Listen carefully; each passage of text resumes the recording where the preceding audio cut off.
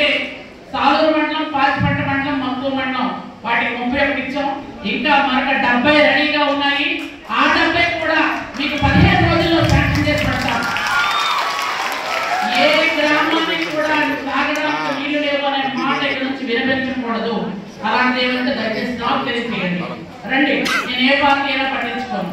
గిరిజనులు ఎక్కడ కూడా తాగడానికి నీళ్లు లేవు, ఇబ్బంది పడుతున్న మాట మనకు వినిపించకూడదు, కల్పించకూడదు. అది మాత్రం చెప్తున్నాను. దయచేసి అక్కడ గ్రామస్తులు ఎవరైనా చెప్పడానికి ఇబ్బంది పెడితే అక్కడ ఉన్నటువంటి మన టీచర్లు కానీ, లేదా మన డాక్టర్స్ కానీ, లేదా మన ఉద్యోగస్తులు ఎవరైనా బాధ్యతాయుతంగా దయచేసి నాకు చెప్పండి, మనం ఖచ్చితంగా చేసి పెడదాం. కానిస్టేబుల్స్ కానీ లేదా మిగిలిన అన్ని ఏవి మీకు కావాలి అనుకుంటే అప్పుడు మీకు కోర్సుల్లో ట్రైనింగ్ ఉండేవి. ఆ ట్రైనింగ్స్ మళ్ళీ వస్తాయి. అన్నిటికన్నా ముఖ్యమైనది మనం జాతీయ స్థాయిలో గుర్తింపు పొందాం గిరిజన గర్భిణీ వసతి గృహం. ఇది అందరికీ తెలుసు, వైటీసీ బిల్డింగ్ లో ఉండేది. ఇప్పుడు మళ్ళీ అది తెలుస్తున్నాం.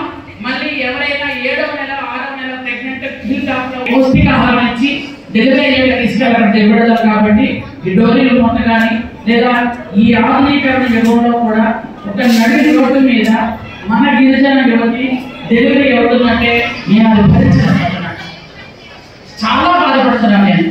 ఎందుకంటే ఏదో ఒక కుక్కలు, గాడులు, పిల్లులు ఇలాంటి జంతువులన్నీ బయట డెలివరీ అవుతున్నాయి.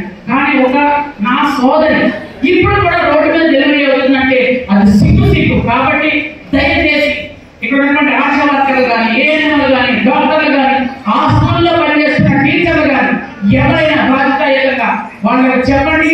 2 నెలలు 3 నెలల ముందు తీసుకురండి. గిరిజన గర్భిణీ వసతి గృహంలో పెడదాం. వాళ్ళకి పౌష్టికాహారం ఇద్దాం. డెలివరీ అయ్యాక ఇంటికి పంపిద్దాం. మరొకసారి మీ అందరికీ నేను హృదయపూర్వకంగా కోరుకుంటూ